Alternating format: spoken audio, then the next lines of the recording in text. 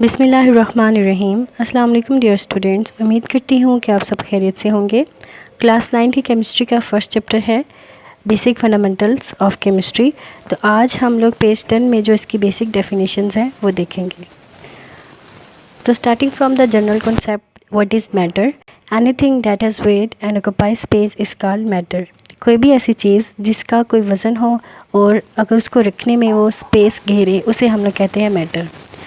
अगर कोई ऐसा मैटर हो जिसकी कोई पर्टिकुलर करेक्टरिस्टिक्स हो जिसकी वजह से हम लोग उसे दूसरे मैटर से डिफ्रेंशिएट कर सकें, तो ऐसे मैटर को हम लोग सब्सटेंस कहते हैं।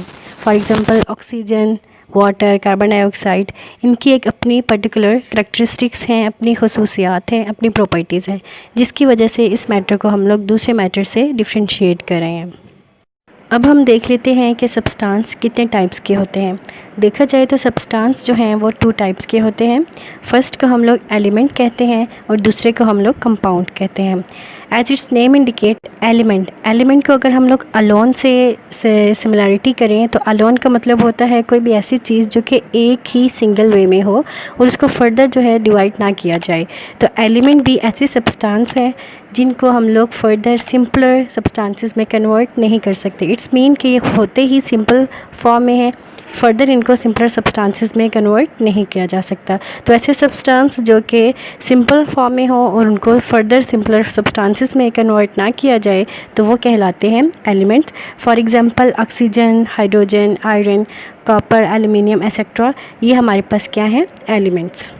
एलिमेंट को अब हम ऐसे भी डिफ़ाइन कर सकते हैं, ऐसे सब्सटेंसेस जिसके एटम्स के सेम एटॉमिक नंबर्स हों उसे हम लोग एलिमेंट्स कहते हैं। मींस के एग्जांपल ले लेते हैं, हमारे पास एक हाइड्रोजन है, अब इसके एटम क्या होंगे? H2। इट्स मीन इस हाइड्रोजन में 2 हाइड्रोजन के एटम्स हैं और दोनों हाइड्रोजन के एटम के सेम ही एटॉमिक नंबर हैं। ऑक्सीजन का देखा जाए, ऑक्सीजन का हमारे पास होता है O2, इसके एटम्स कितने हैं? 2।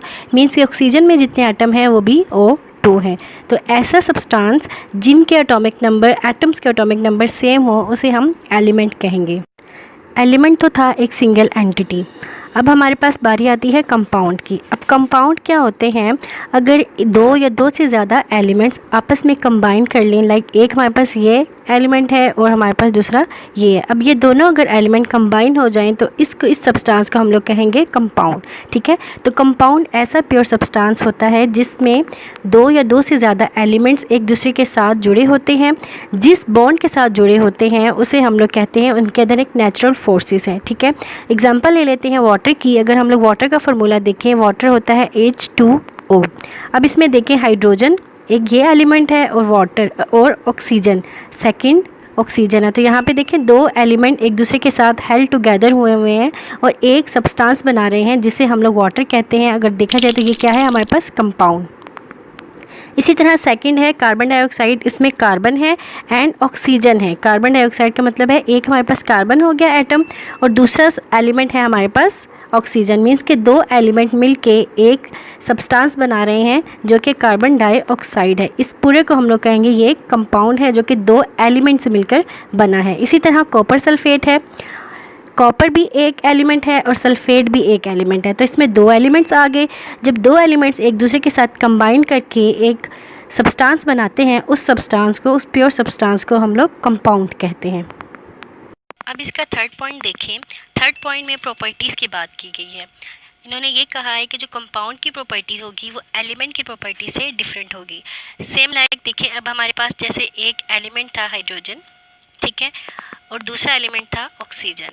ये जब ये दोनों एलिमेंट कंबाइन हुए, कंबाइन करके इन्होंने क्या बना दिया? एक कंपाउंड जो कि वाटर है। अब इसकी प्रॉपर्टी देखें, हाइड्रोजन पहले गैस थी, ऑक्सीजन भी क्या थी? गैस थी। अब जब ये दोनों एलिमेंट कंबाइन हुए, वाटर बनाया, तो वाटर क्या है? लिक्विड फॉर्म में है। तो ऐसे कंपाउंड, इनकी प्रॉपर्टीज़, पहले एलिमेंट्स की प्रॉपर्टीज़ डिफरेंट होती है, लेकिन जब वो कंबाइन होके कंपाउंड बना देते हैं तो उन कंपाउंड की प्रॉपर्टीज़ डिफरेंट हो जाती है। मिक्सचर क्या होता है? किसी भी 2 सब्सटेंसेस को अगर हम लोग एक दूसरे के अंदर डिज़ोल्व करवा दें या एक दूसरे के अंदर मिक्स कर दें तो वो हमारे पास जो बन जाता है उसे हम लोग मिक्सचर कहते हैं। लाइक हमारे पास एक मिल्क है, एक ग्लास है जिसके अंदर मिल्क है, अगर हम लोग इसमें शुगर ऐड कर दें तो हम लोग ये कहेंगे कि शुगर एंड मिल्क का मिक्सचर है। ठीक है, तो मिक्सचर क्या होता है? एक इम्प्योर सब्सटेंस होता है इम्प्योर सब्सटेंस दैट कंटेन 2 और मोर प्योर सब्सटेंसेस, ऐसा सब्सटेंस जिसमें 2 या 2 से ज़्यादा सब्सटेंसेस मिक्स हुए होते हैं, लेकिन 2 और मोर सब्सटेंसेस मिक्स हो जाएं तो वो एक मिक्सचर बना देते हैं। मिक्सचर को हम लोग 2 या उससे ज़्यादा प्योर सब्सटेंसेस में कन्वर्ट कर सकते हैं उनके फ़िज़िकल मेथड के ज़रिए। ठीक है जी। अब क्या है, एग्जांपल ले लें एयर की। एयर को देखा जाए तो एयर में वाटर के ड्रॉपलेट्स भी होते हैं, डिफरेंट गैसेस भी होती हैं। तो एयर किसका मिक्सचर हुआ, वाटर का एंड डिफरेंट ड्रॉपलेट्स का। ठीक है, इसी तरह हमारे पास अगर सैंड है और सॉइल है, अगर हम लोग सॉल्ट के अंदर सैंड को मिक्स कर दें तो वो किसका मिक्सचर होगा, सॉल्ट का एंड सैंड का। इसी तरह मिल्क है, अगर हम लोग मिल्क के अंदर शुगर ऐड कर दें तो हम लोग ये कहेंगे कि ये मिल्क एंड शुगर का मिक्सचर है। मिक्सचर की अगर टाइप देखी जाए तो मिक्सचर जो है वो 2 टाइप्स का होता है। फर्स्ट वन है heterogeneous mixture and the second one is homogeneous mixture. Hetero means different and homo means same. तो ऐसा मिक्सचर जिसको 2 सब्सटेंसेस में डिज़ोल्व करके पता ना चले कि इसमें 2 सब्सटेंसेस डिज़ोल्व हुए हैं, बिल्कुल सेम फेस दे, तो उसे हम लोग कहते हैं होमोजीनियस मिक्सचर। मीन्स कि हमारे पास जो फेस बनती है वो बिल्कुल सेम हो जाती है डिज़ोल्व होने के बाद। और ऐसा मिक्सचर जिसमें 2 कंपोनेंट अलग-अलग नज़र आए, मीन्स कि पता चल रहा हो कि इसमें ये भी है ऐड और ये भी, मीन्स कि डिफरेंट कंपोनेंट ऐड हो जाएं और हम लोग उससे देख भी सकें, विजिबल भी हों, तो ऐसे मिक्सचर को हम लोग कहते हैं हेट्रोजीनियस मिक्सचर। हेट्रोजीनियस मिक्सचर की अगर हम लोग डेफिनेशन या एग्जांपल लें तो हमारे पास क्या है कि सैंड और सॉल्ट है। अब देखिए, अगर हम लोग सैंड और सॉल्ट को मिक्स करें तो हमें पता चलेगा कि ये 2 डिफरेंट फेसेस में 2 डिफरेंट सब्सटेंसेस मिक्स होके एक मिक्सचर बना रहे हैं। ठीक है, अब देखिए सैंड का कलर होगा येलो सा एंड साल्ट वाइट कलर का होगा। जब ये दोनों चीज़ें मिक्स होंगी तो दोनों चीज़ें एक दूसरे को डिफ्रेंशिएट कर रही होंगी। इसी तरह वाटर के अंदर अगर हम लोग ऑयल डाल देते हैं तो वाटर एंड ऑयल भी दोनों एक दूसरे के अंदर डिज़ोल्व नहीं होते। तो ये दोनों क्या हैं, हेट्रोजीनियस मिक्सचर की एग्जांपल्स हैं। इसी तरह अगर हम लोग होमोजीनियस मिक्सचर देखें, होमो मीन्स सेम, तो ऐसा मिक्सचर जिसमें अगर दूसरा सब्सटेंस डिज़ोल्व किया जाए तो दोनों एक ही फेज़ में कन्वर्ट हो जाएं। लाइक अगर हम लोग वाटर के अंदर शुगर को डिज़ोल्व करते हैं तो बिल्कुल वो एक ही फेज़ बना देते हैं, बिल्कुल पता नहीं चल रहा होता कि इसके अंदर शुगर डिज़ोल्व हुई है या नहीं। नेक्स्ट टॉपिक है वो है हमारे पास atomic number and mass number. आप जब पीरियोडिक टेबल देखेंगे तो हर एलिमेंट का अपना एटॉमिक नंबर है और अपना मास नंबर होगा। तो अब मैं नेक्स्ट लेक्चर में मैं आपको बताऊंगी कि एटॉमिक नंबर जो है वो कैसे याद करना है। बहुत इजी लेक्चर होगा, वो ज़रूर देखिएगा। तो सबसे पहले तो आप देख लें एटॉमिक नंबर होता क्या है। अब एक एलिमेंट के अंदर अगर हम लोग देखें तो न्यूक्लियस होता है जिसमें हम लोग number of proton and number of neutron show करते हैं। ठीक है, और अराउंड इसके ऑर्बिट्स होते हैं जिसमें इलेक्ट्रॉन्स रिवॉल्व कर रहे होते हैं।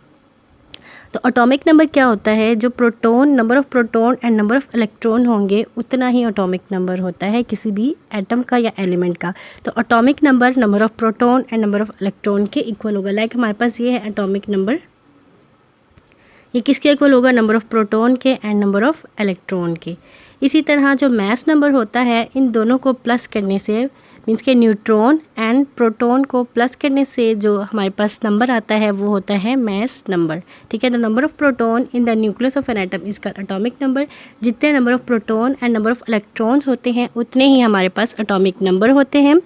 इसी तरह जो टोटल नंबर होते हैं प्रोटॉन के और न्यूट्रॉन के किसी भी एटम के, तो वो हमारे पास मास नंबर होते हैं। ठीक है, प्रोटॉन को प्लस करके और न्यूट्रॉन को प्लस करके जो हमारे पास आएगा वो है मास नंबर। इसको हम लोग ए से डिनोट करते हैं और इसको हम लोग जी से डिनोट करते हैं एटॉमिक नंबर को। ठीक है, और नंबर ऑफ़ न्यूट्रॉन का फार्मूला क्या है, number of neutron mass number minus atomic number होता है। ये आपने याद करना है। मिक्सचर में हमने एलिमेंट्स एंड कंपाउंड का डिफरेंस पढ़ा, मिक्सचर और उसकी टाइप्स पढ़ी, and atomic number and mass number पढ़े। यहाँ भी कुछ क्वेश्चंस हैं जिसके आंसर्स आपको इसी स्लाइड में मिल जाएंगे। वीडियो पसंद आए तो लाइक करें, मेरे चैनल को सब्सक्राइब करें ताकि आने वाला लेक्चर आप तक पहुँच जाए। थैंक यू, अल्लाह हाफिज़।